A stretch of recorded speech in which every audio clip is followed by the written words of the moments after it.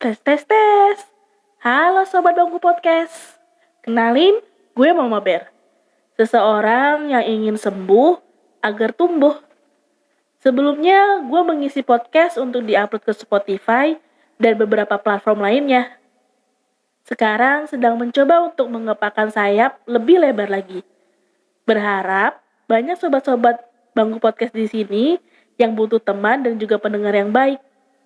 Mari kita berteman supaya bisa duduk bareng-bareng, ketawain kesialan hidup dan berproses sama-sama. Terima kasih sudah mau menonton video ini sampai habis. Kalian bahagia terus ya. Dan selamat mendengarkan.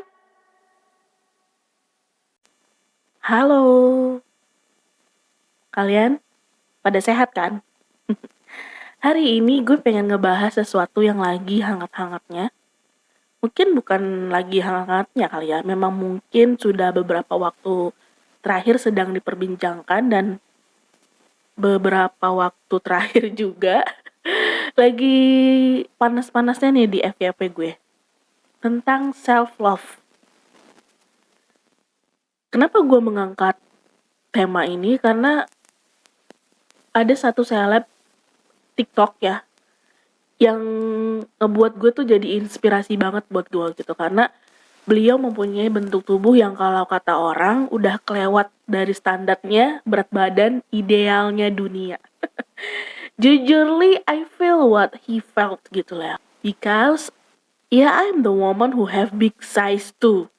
Kalau lu sering buka TikTok, pasti lu juga bakal tahu dan baca gitu kan. Berbagai komenan di video-videonya sampai pada akhirnya dia dibully segitu kencengnya.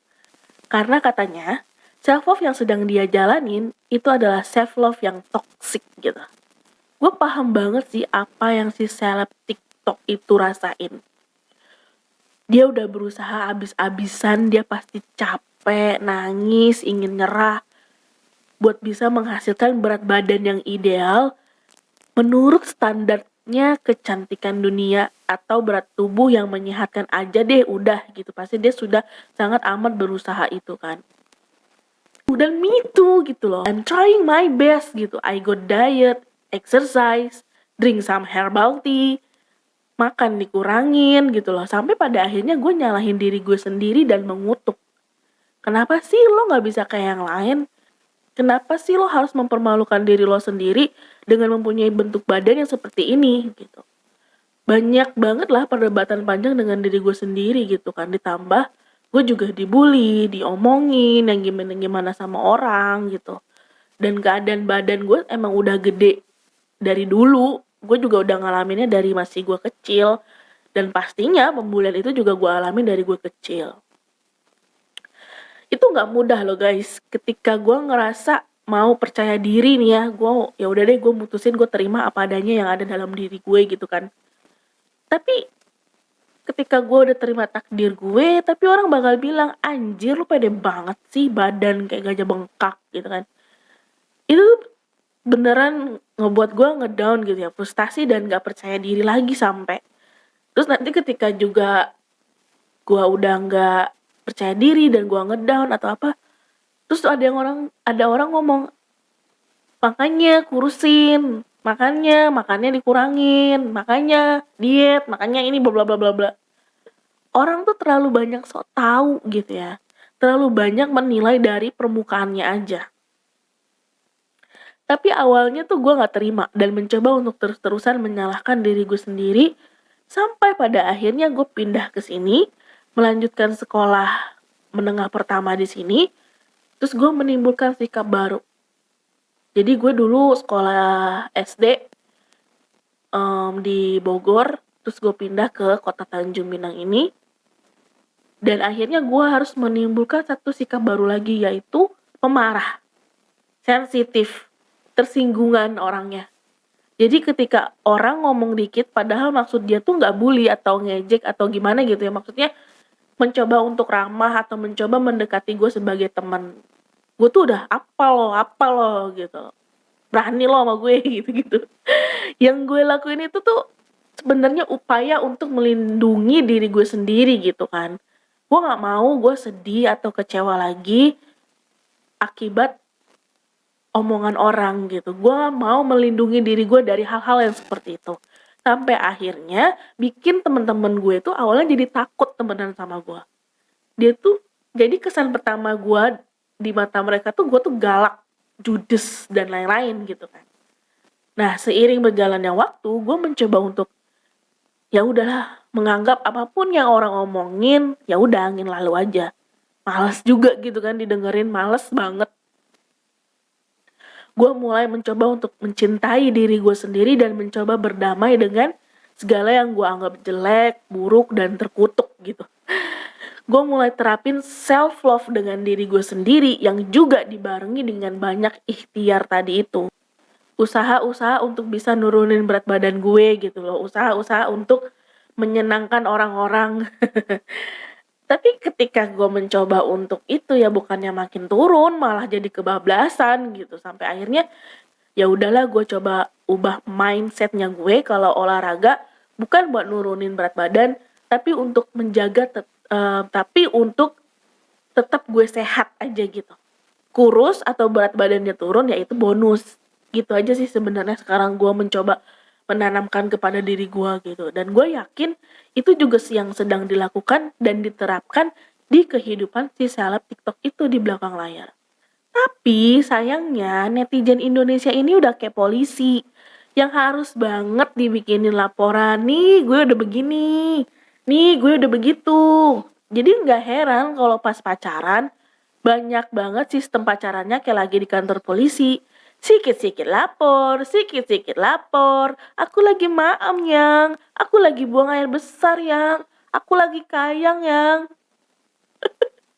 Ini nih yang harus coba dikurangin atau bahkan dihilangin. Coba terapin pepatah Jawa yang berjudul, bukan berjudul, pepatah Jawa yang bunyinya sawang sinawang. Maksudnya apa? Ini pepatah Jawa yang selalu gue terapin gitu ya, bahwa coba untuk melihat lebih bijak lagi bahwa apa yang orang tampilin, apa yang orang coba perlihatkan itu nggak selalu sama seperti apa yang sedang ia sembunyikan baik di depan layar maupun di belakang layar. Di depan layar dia boleh happy, dia seneng, dia bahagia. Di belakang layar kan belum tahu seberapa kuat dia menahan diri supaya nggak nangis terus, seberapa besar tekanan yang membuat dia untuk terus tetap strong. Yang ditampilkan di sosial media, kalau bisa gue bilang tuh kebanyakan 80% is fake gitu, palsu. Tapi ya bukan berarti jelek juga. Kepalsuan itu ya bukan berarti sepenuhnya jelek. Kepalsuan yang gue maksud di sini, yang versi bagusnya adalah misalnya di real life gue abis-abisan nih dikerjain sama masalah hidup. Babak belur banget dah hati dan mental. Tapi setelah mengalami kebabak beluran hidup itu, gue bisa stay strong. Gue bisa senyum lagi dan akhirnya gue memutuskan untuk gue pause lah. Gue lagi seneng nih gitu kan. Dengan alasan, ada beberapa alasan gitu. Satu, gue pengen meng-appreciate diri gue atas apa yang sudah terjadi. Yang kedua, gue pengen juga gitu kasih pengalaman atau bahkan pembelajaran pada banyak orang atau bahkan bisa dibilang motivasi gitu ya ke banyak orang bahwa hidup nggak semuanya sedih dan kecewa gitu kan. Nah itu gitu yang bagusnya. Fake yang di jalur bagus. Jadi ketika orang mencoba untuk menerapkan self love ke diri dia sendiri, kenapa sih mesti harus berdasarkan standarnya kalian? Kenapa mesti mengikuti aturan kalian yang sama sekali punya latar belakang yang berbeda gitu loh.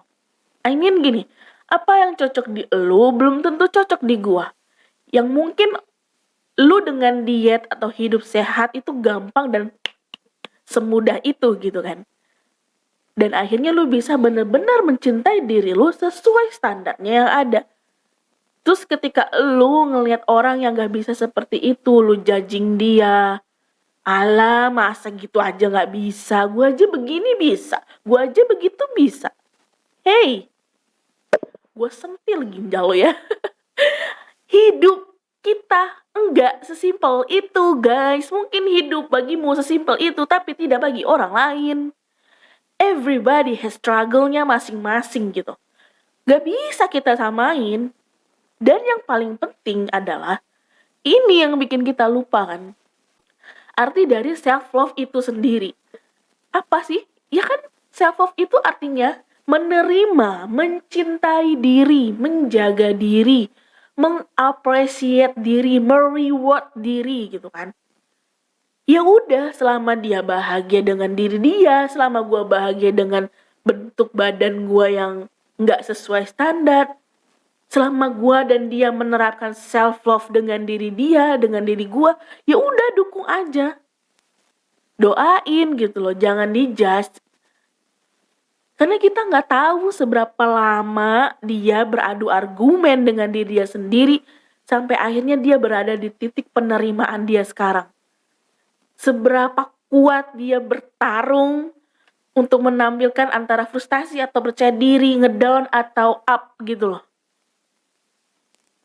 Gak ada yang namanya self love toxic tuh gak ada.